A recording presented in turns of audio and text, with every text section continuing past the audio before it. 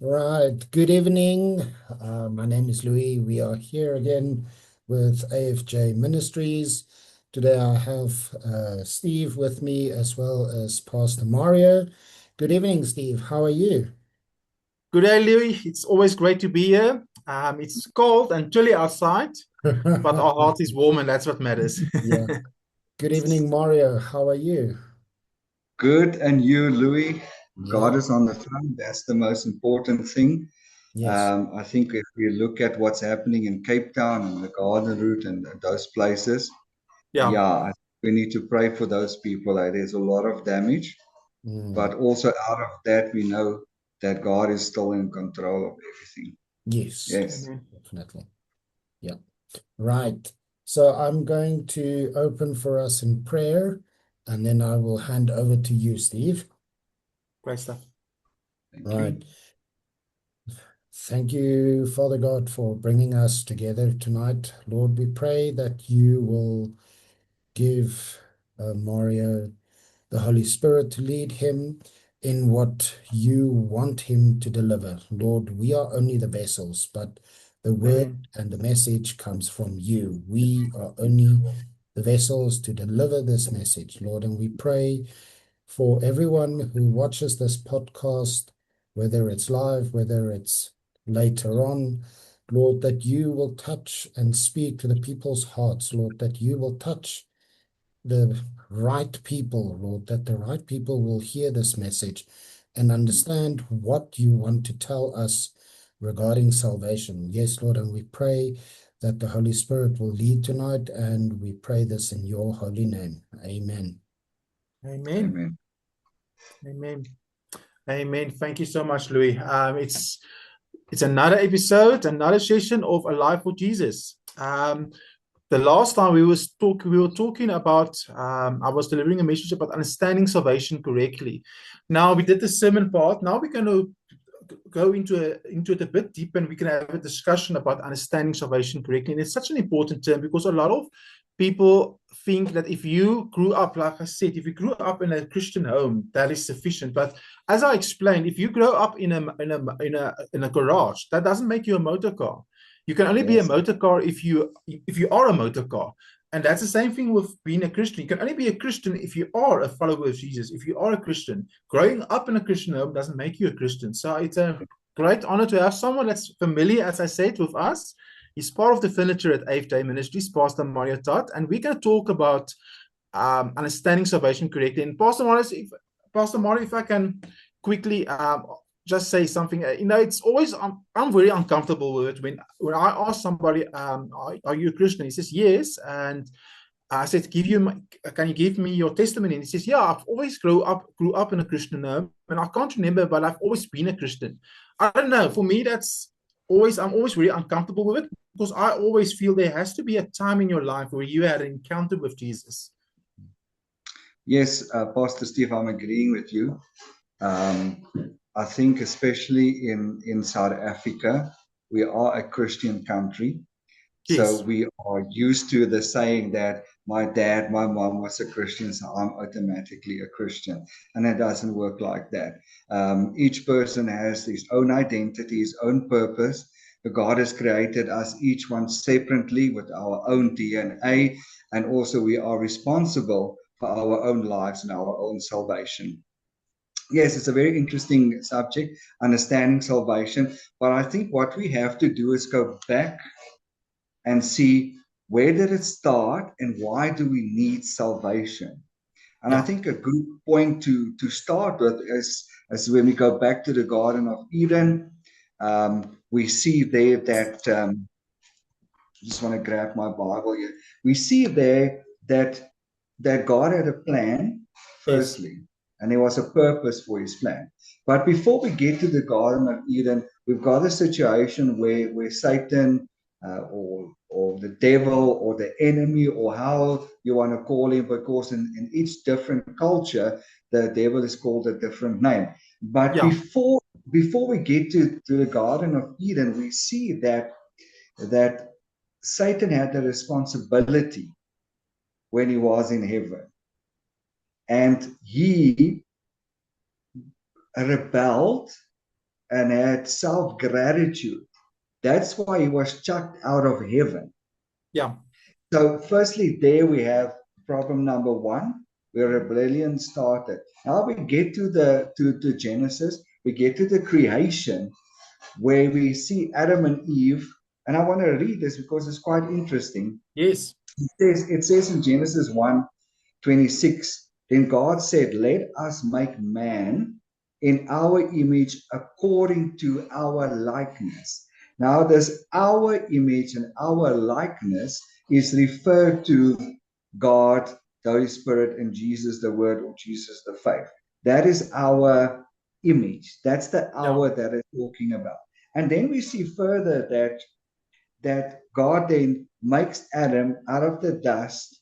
He blew the bar into his nostril. That's the breath of God. That's the life into his nostrils. And then we see that he was created outside of Eden, and God put him inside of Eden. And this is the interesting that the scripture says for us in Genesis 2, verse 16 and 17. And the Lord God commanded the man, saying, of every tree of the garden you may freely eat, but of the tree of knowledge of good and evil you shall not eat, for in that day that you eat of it, you surely shall die. Sure. And there we have it. So from there we see in the Genesis story that then Adam went to a deep sleep. God took a rib, he made Eve, and God took Eve to Adam. Yes. And then we see, here comes the snake, Satan, the enemy, and Eve. And I must read it. This is so interesting. It says here, Genesis 3, verse 4 to 6, it said, then the serpent said to the woman, you will not surely die, for God knows that in the day you eat of it, your eyes will open and you will be like God, knowing good and evil. And then take note of verse 6, because we're going to talk about later about this. It says, so when the woman saw the tree was good for food, and that good for food is the lust of the flesh. Then it says, and it was pleasant to the eyes. That was the lust of the eyes. And then further it says, and the tree desirable to make one wise, and that is the pride of life. So she took of its fruit and ate. Yeah. And she also gave her husband with her, and then he ate. So here's the thing. When we look at the creation story, we look at the creation of Adam and Eve, and here's the interesting thing. Only Adam had a revelation and connected knowledge experience with God.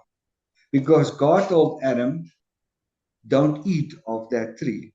Yeah. But when we get to Eve, Eve didn't hear that from God. She didn't have that revelation knowledge and connected knowledge.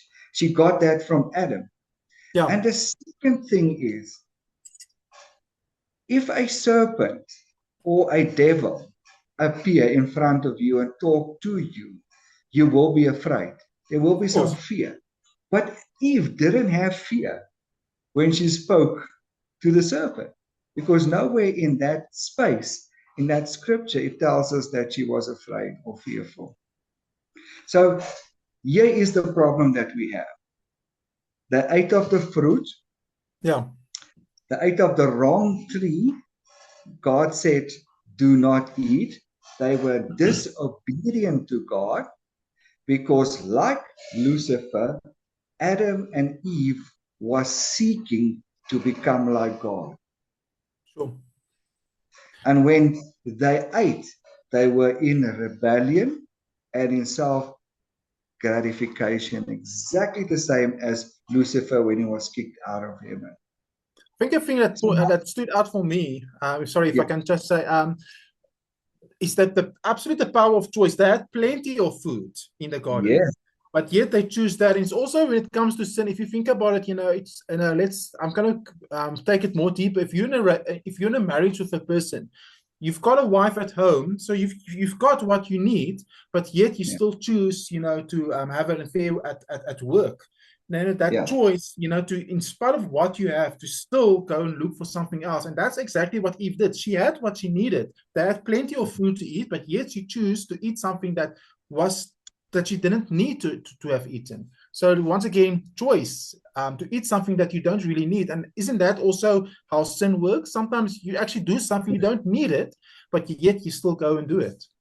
I mean, that's true. So here we're sitting with it's like a three main lines of temptation, if we can say it like that. And John, the first epistle of John, where John is writing, and I want to read this because remember when I read about the fruit was nice, it was desirable. Listen what John is saying. He's saying in 1 John 2, verse 15 to 17, he says, "Do not love the world or the things in this world.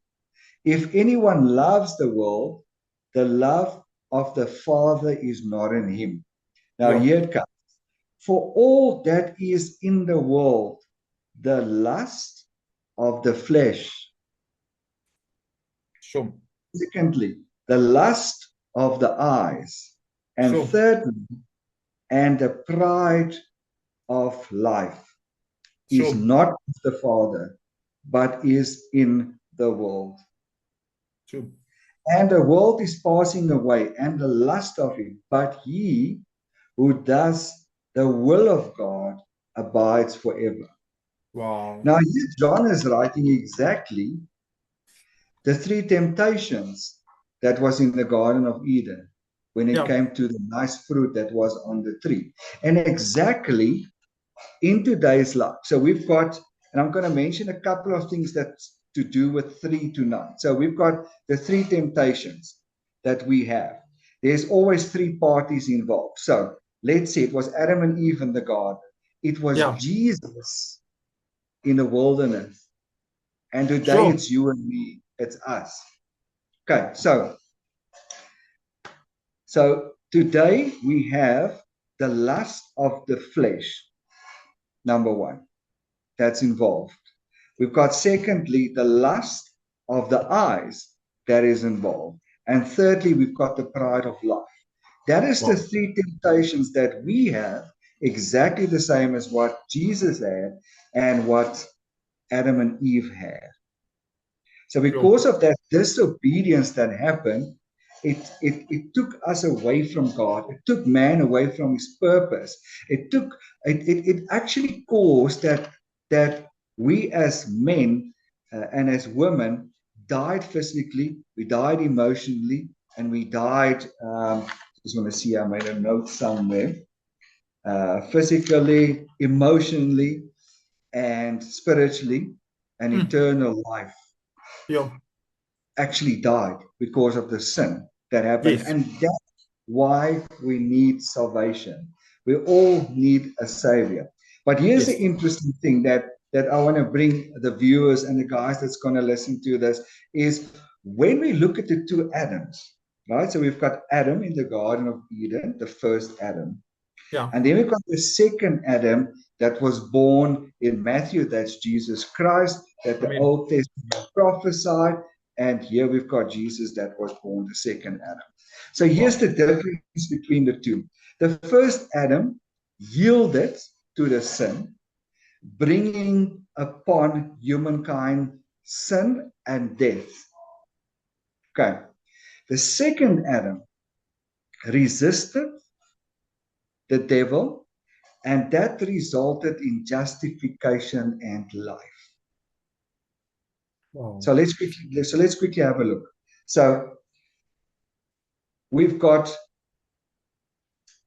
the lust of the flesh. So there was this tree with this good fruit, number 1. Secondly, we've got the lust of the eyes. We see that the fruit was pleasant It was nice. It was hanging there. It was looking juicy. And then thirdly, we've got the pride of life. That is the desire to be wise like God.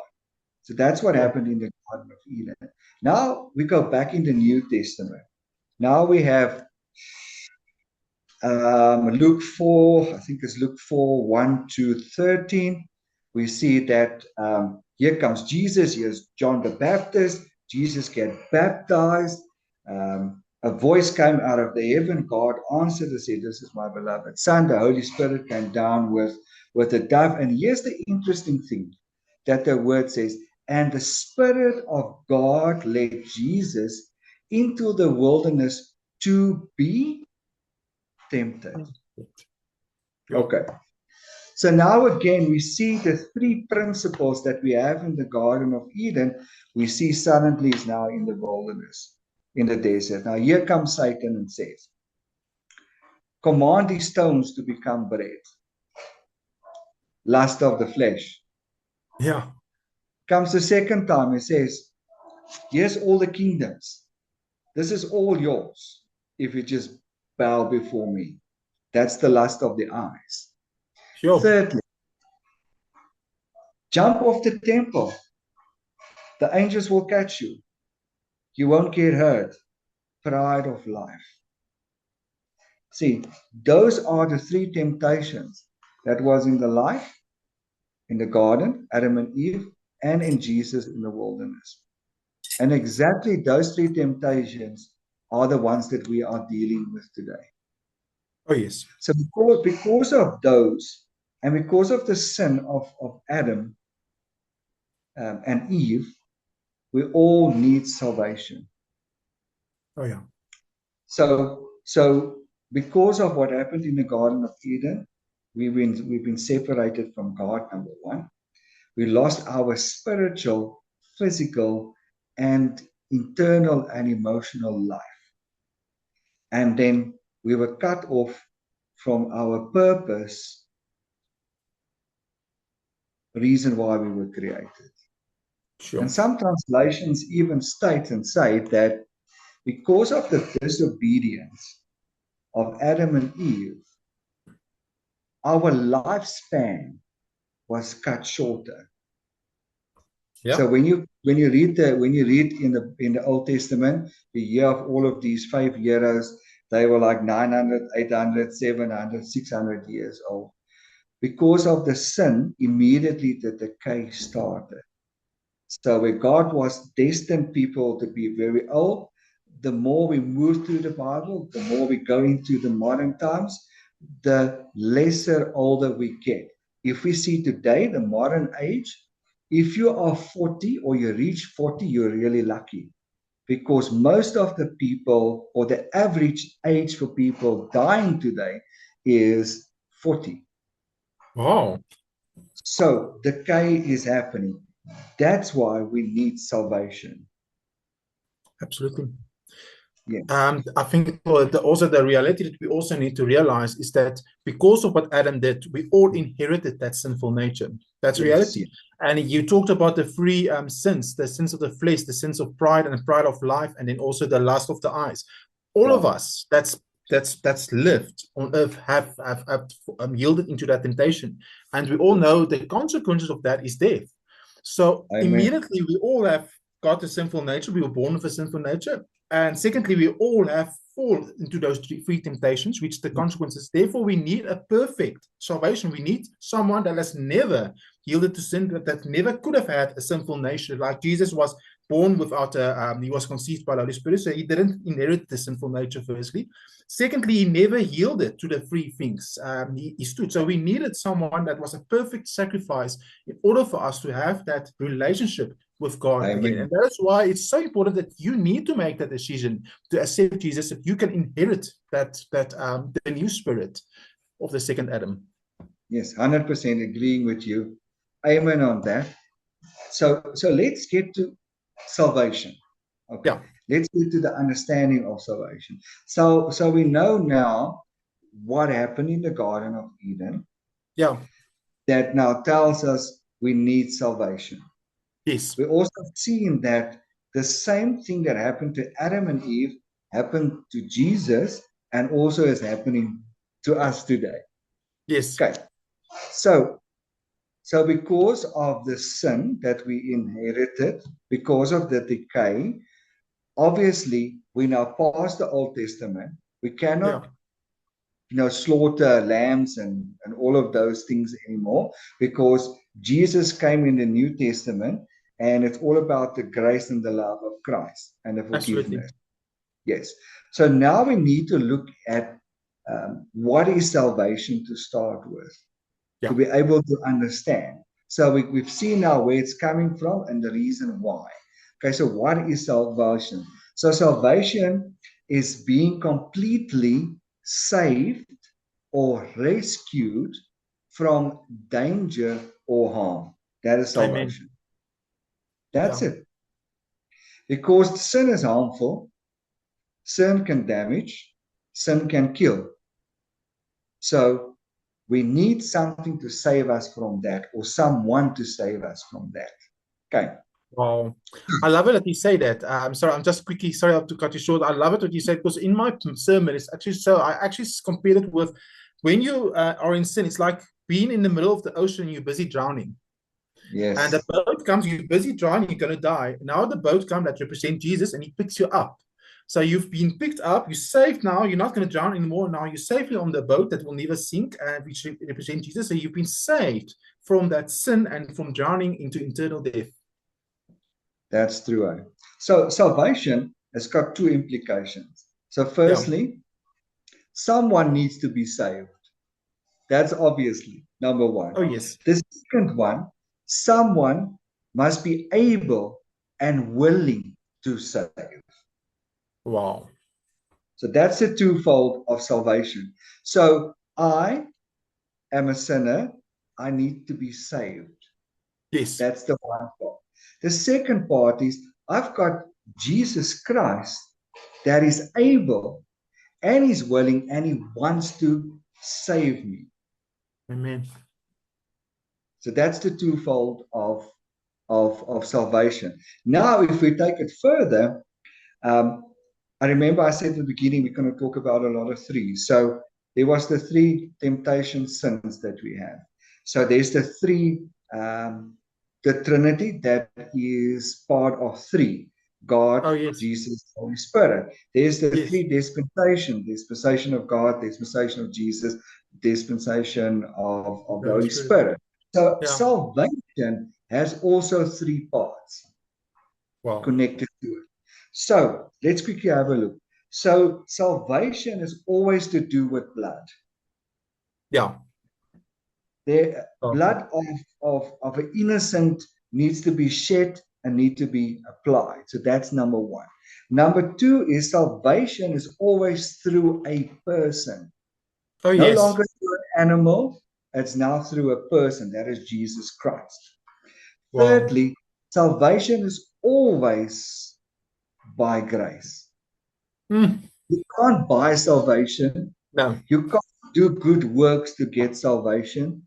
Salvation is a free gift out of grace. Because remember, when the Old Testament was there, it's all about the offerings, the slaughter, and all of those things. And then Jesus was born. It's all about the grace and the love. It's no longer, I need to do something to get something. It's a free willing grace that he gives. So for able the grace to happen, a sinner must have faith. For the grace to can work. Of course. Even though the grace is given free, the grace can only work if a sinner has faith. I come to you, Lord. I'm a sinner. I believe that you die for me on the cross. And then grace starts working. Also, after a sinner then used his faith to acknowledge that he cannot do it in this life without Jesus Christ, then the Savior's peace, after the grace was applied, the Savior's peace come into existence. Wow. So now I've accepted Jesus. through his grace, it was a gift that was given to me.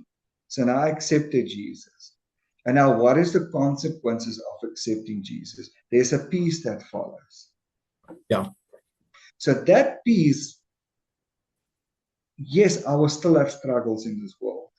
Of course. I will still be tempted. I will still be tested. I will still do things wrong. But here is the thing. The peace of God, when everything around me feels like it's caving in and it's chaos and the boat is sinking, I will have the peace, because it's the peace of God that's inside of me. Yes. So those are the three things. So just to repeat, it's the blood, it's through a person, and it's by the grace. Wow. Okay. Amen. So let's go then a step onward. So for a sinner to experience salvation, two things needs to happen. So number one is, I as a sinner must confess my sin. And it must be a true repentance. Not wishy-washy, not to make somebody else happy, but a true repentance, a confession of my sin, a willingness from my side. Yeah. To say, God, here am I. I'm a sinner. Because if I don't do it truly, if I don't confess my sin, what is going to happen? I'm going to die. That's it. And it could be a physical death. It could be a spiritual death. It could be emotional. But I am going to die. That's it. And the second thing is, God has forgiven us. Wow. That's it. I must repent. It must be a true repentance. Confess my sin. And then I know God has forgiven. Powerful. And you see that his word is there. His word is testimony, saying that if you come to me, I will make you whiter than snow. Incredible. I will clean your heart. And here's the thing that people need to understand. Salvation is a process. Yes. Okay.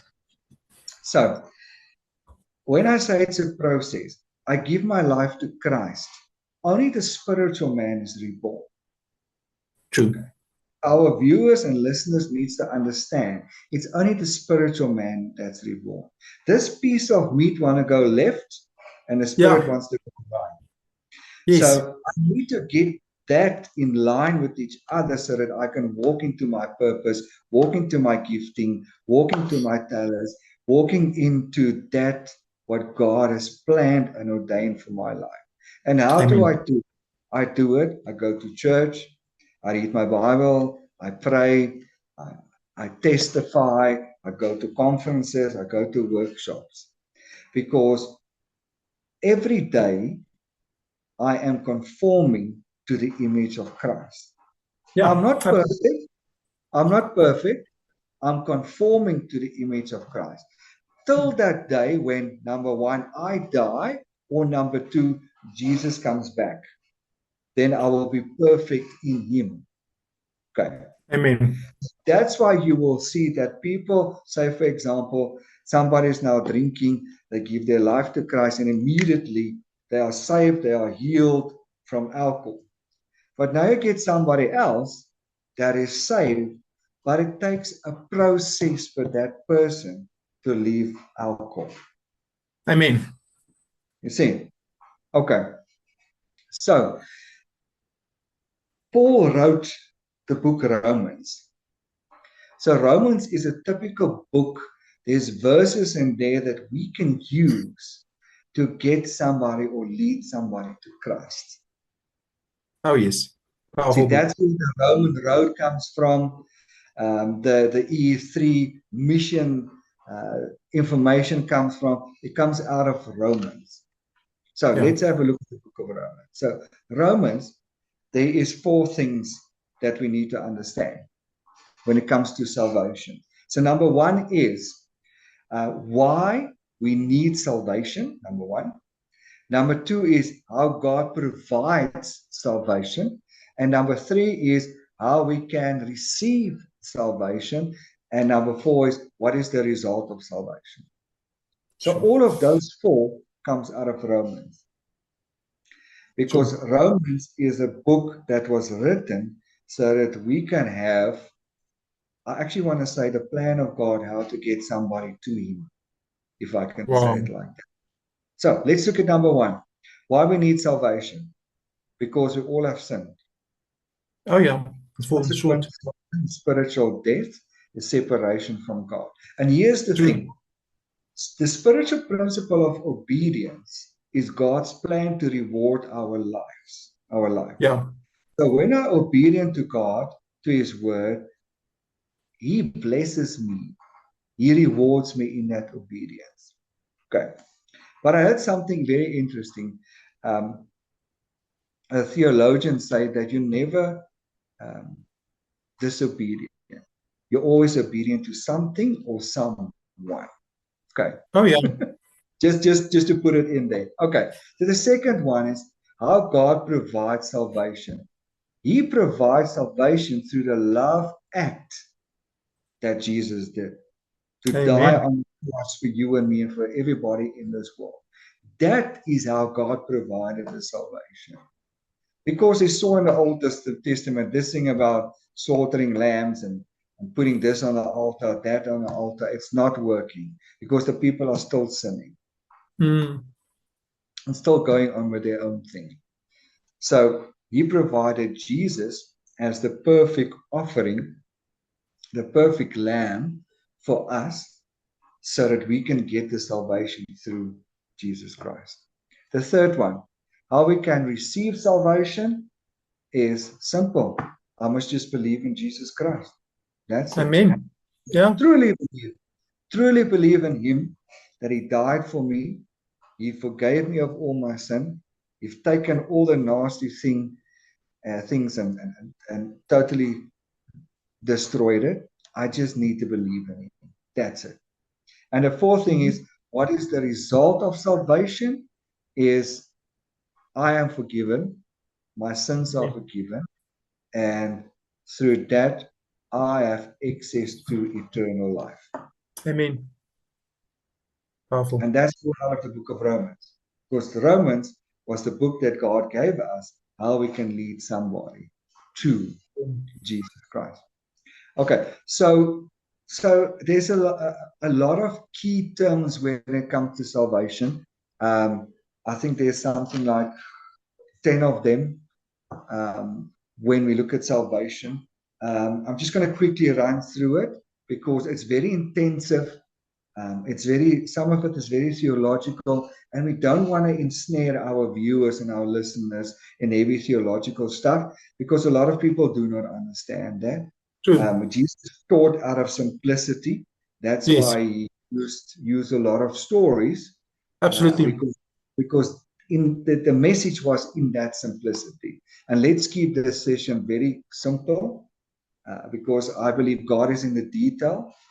And when we understand what happens so that we know why we need salvation, it must be simple for everybody to understand. Amen. So let's quickly look at it. What are some of the key words, the key terms when we look at salvation? So number 1 is faith. Obviously, you have to believe, you have to trust. That's it. Plain, simple, nothing difficult to that. There's also the gospel that is involved. That is the good news. But what does the word say? By hearing, you will come to salvation. That's important. So the church has the mandate from God that we need to go out, we need to make disciples, we need to baptize them, and we need to equip them. And that's all in the good news. So you have to accept the good news. So somebody has to come to you and say, listen, do you know Jesus? This is what the word say Jesus is. This is what the word said he did for you. This is what God did because he loved you so much.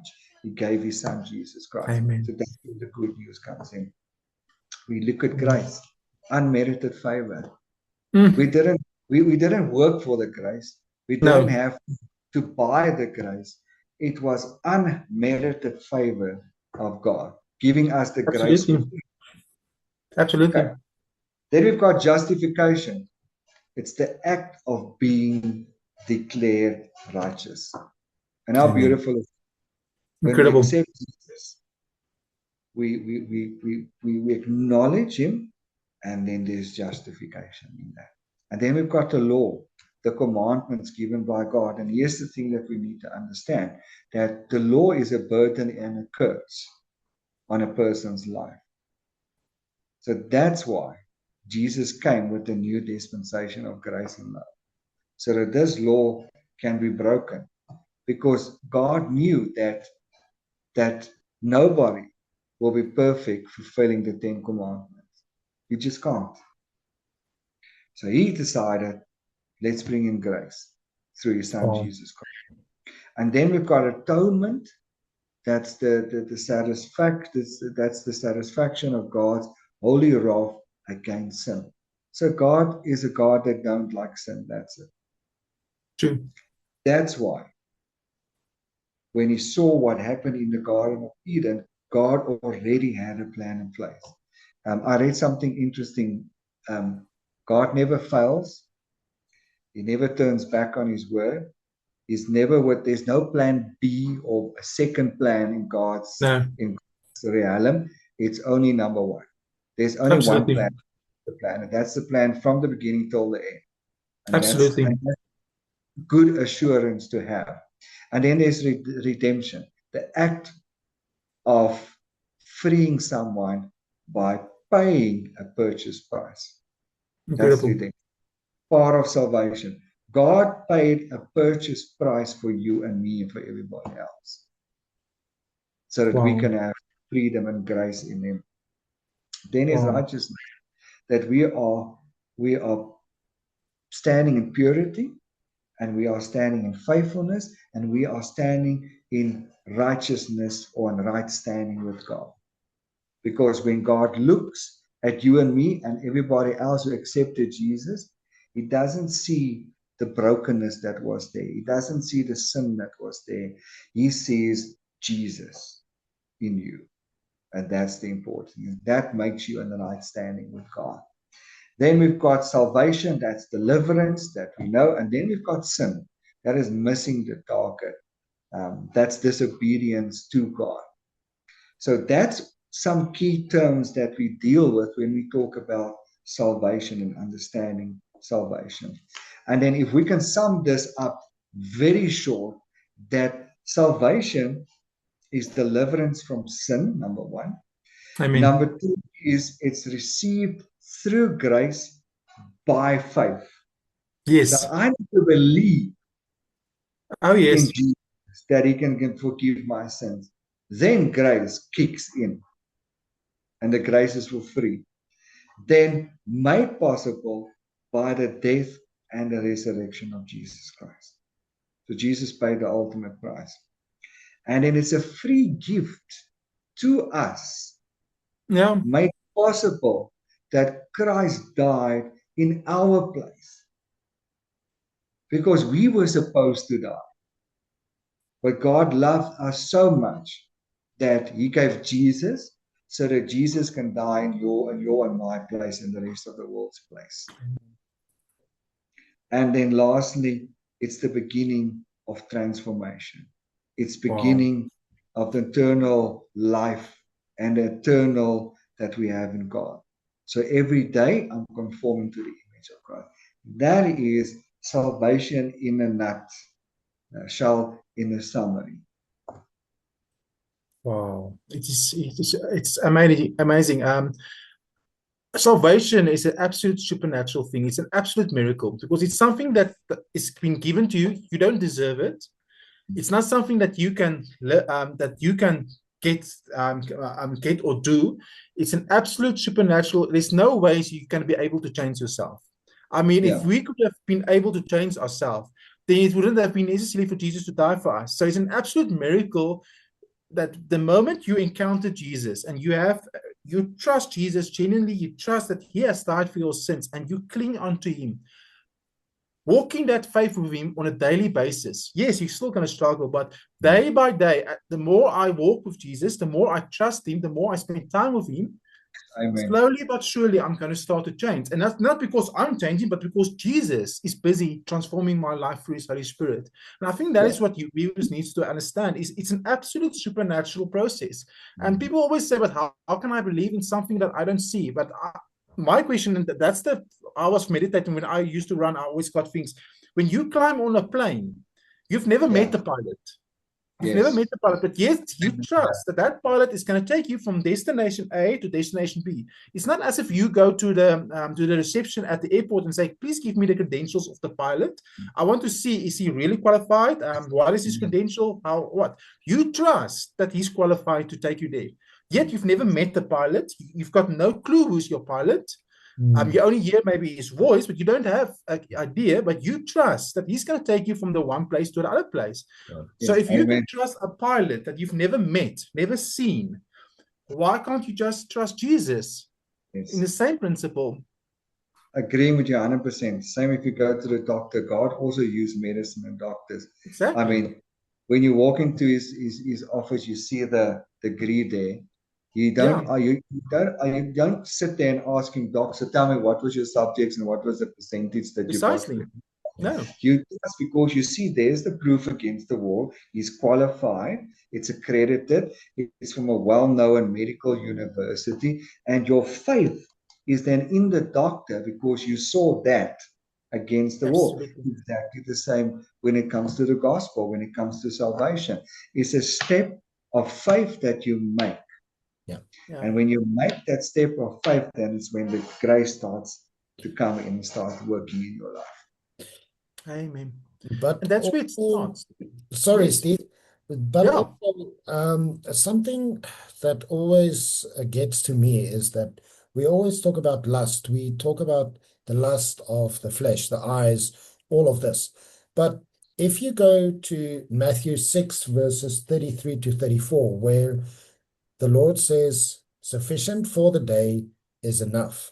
And I think we tend to look over the fence. Oh, this one has a bigger house or a more expensive car or something like this. And I think if we can accept who and what we are in our situation, wouldn't that make it much easier for us to walk the path with Jesus? Because I cannot be Steve. I cannot be Pastor Mario. Same with Steve and me. And we all have a unique way and path with the Lord. And if we know we have sufficient for the day, why go and lust after something that is not needed? Wow. Right. So here's the interesting thing. When you look at the identity, your identity in Christ, it reminds me of the sanctum, the yellow umbrella that you get. So to maximize what you have, you need to understand what do you have. And when it comes to the identity of Christ, that's where those things are coming in. For example, how to be who you are. God only wants you to be you in Him. He doesn't want you to be the next Jimmy Swaggart or the next Billy Graham or the next this or the next that. He just wants you to be you in Him. And I always say, if God has called you to be a stay-at-home mom, looking after children, then be the best stay-home mom. Because here's the thing. You never know. One of your children can be the next president, can be the next Nobel Prize winner, can be the next doctor that finds out a cure for some other sickness, could be the next person who turns the world upside down for God. Exactly the same. You just need to be you in God. That's it. The other thing is, our biggest enemy is sometimes not the devil, but is ourselves. The me, myself, and I. You see, because here is the thing that happens. We make decisions without consulting God. We we go into business deals without reading the gospel of Jesus Christ and see what does it tells me about business. Thirdly, we go into relationships without consulting or listening to the voice of the Holy Spirit. And then we want to get upset and throw our toys out of the cart, and we want to be angry with God, but we didn't consult the Word. We didn't listen to the Holy Spirit. We didn't listen to God. And here's the other thing: the world has a narrative that it pushes. It pushes a narrative like you have to be like the Joneses. You have to be like the next door neighbors, bigger car, bigger house, more money. Number one. Secondly, the world pushes a certain identity. You have to cut off here, add here, make this bigger, make that smaller to be identified or accepted by the world. So here's the thing. When I know who I am and what I am in Christ, it makes it easier to be who I am. Yeah. Amen.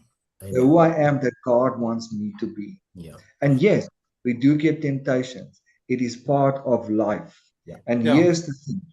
The enemy comes with temptations. But God comes and tempts you. And why I'm saying that is we need to understand that the enemy will come with lust, will come with pride, will come with all of these things. And in that temptation is your test that God puts there for you. So what is that test?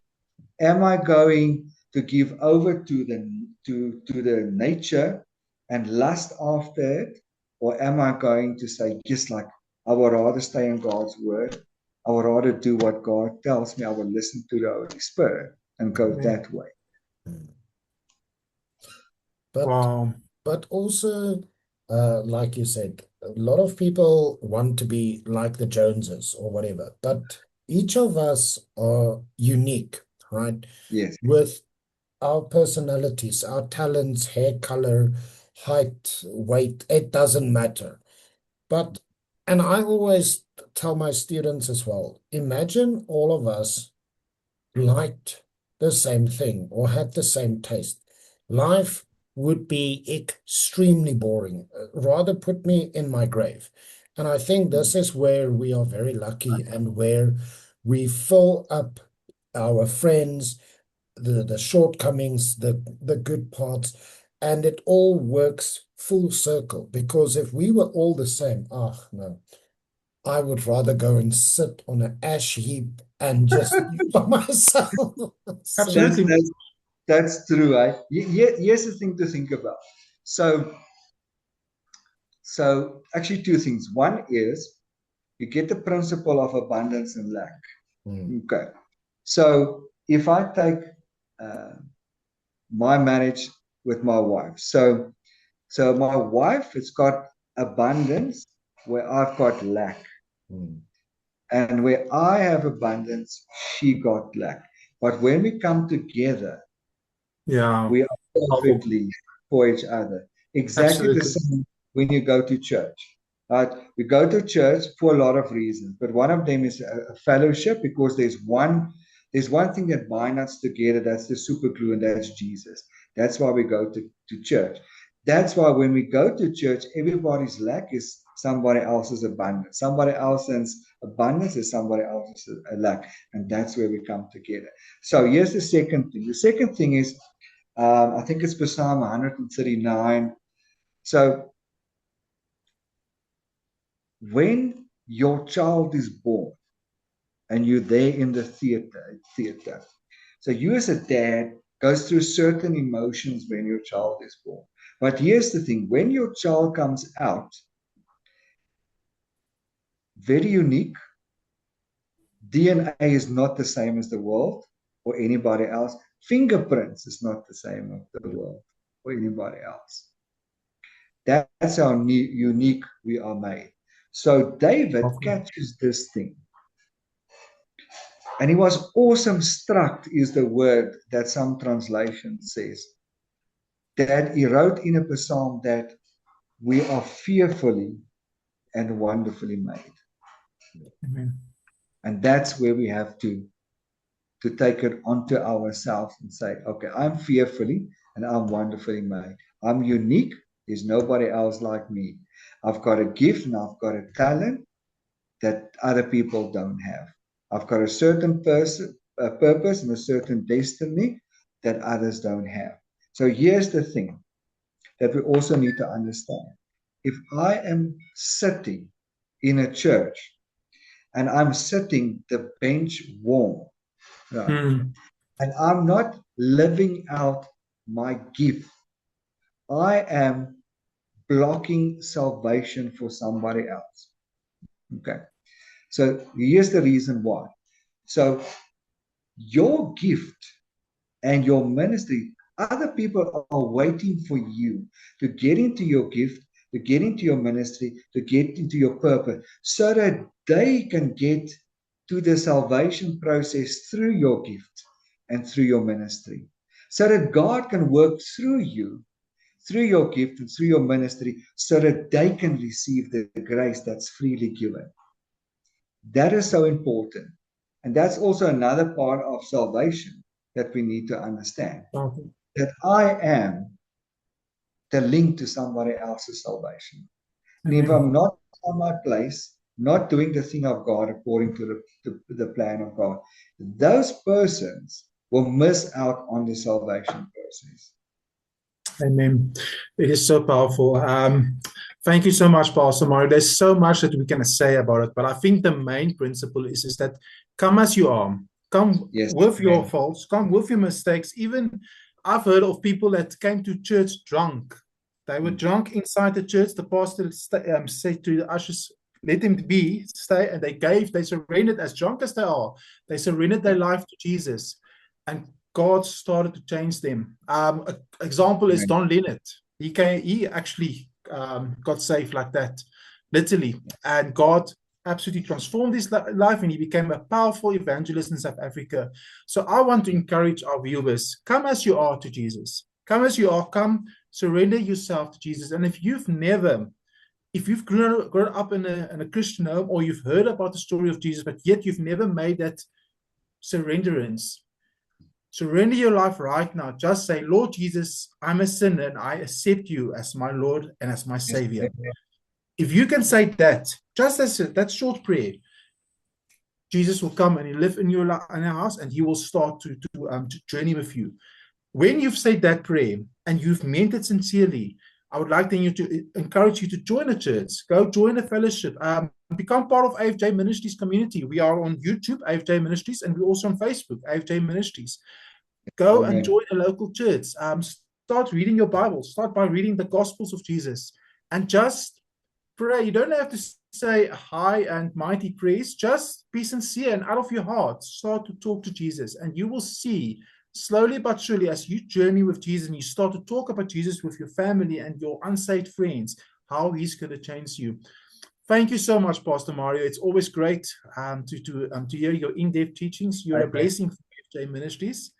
We really appreciate it. I'm going to give it over to our producer, Louis. Thank you so much. Thank you so much.